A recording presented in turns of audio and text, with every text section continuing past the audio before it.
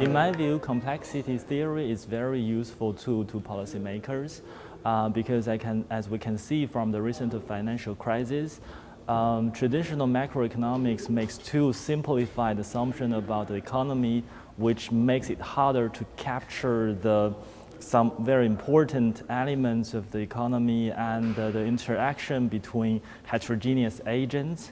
So by incorporating the insight from complexity theory, I believe that it must be very helpful in designing more careful and prudential financial regulations and policies in order to stabilize the economy. So my own research interest is behavioral and experimental finance.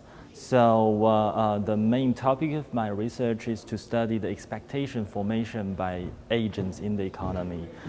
Traditional macroeconomics typically assume that people are able to make rational expectations. So we can say that's a simplicity theory.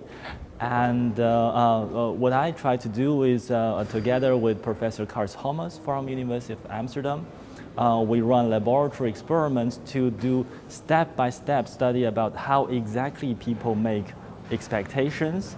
And of course, we find people are not able to jump to the rational expectation just in one step immediately.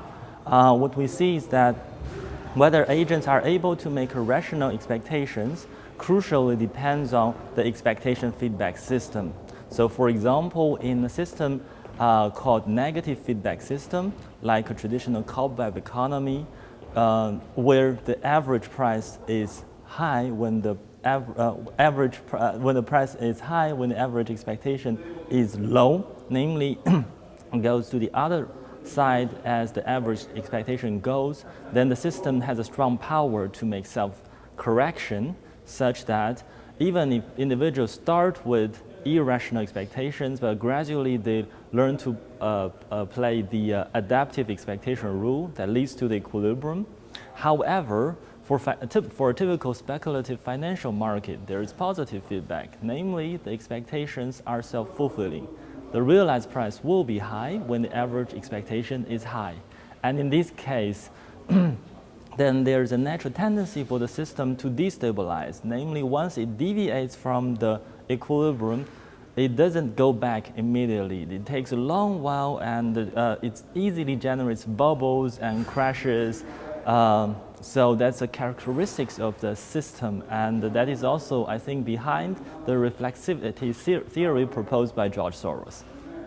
Yes, so in this way, we try to build this empirical experimental micro-foundation of expectation formation, and we try to retrieve how exactly the individuals make expectations. By doing that, of course, we need to investigate more how each individual plays the game in the economy, and especially we put an emphasis on the nonlinearity in this case, namely there's evolution selection between the forecasting heuristics or forecasting strategy, and of course when there's a nonlinearity, you have complexity. My role in this OECD GlocalNet workshop is in a minute I will come into the room because I will be here in this morning session. It's a special session where we're going to watch a very, very interesting, exciting movie made by Theo from Free University called The Boom Bust Boom, where he's going to show a documentary about where things goes wrong and how does it lead to the financial crisis. So I'm going to be discussing to the movie, and I think because I haven't seen the movie yet, but I already saw the trailer. I saw a lot of interesting, nice behavioral and experimental ingredients in the movie. So I really look forward to it, and yes, I think there will be a quite nice discussion about it.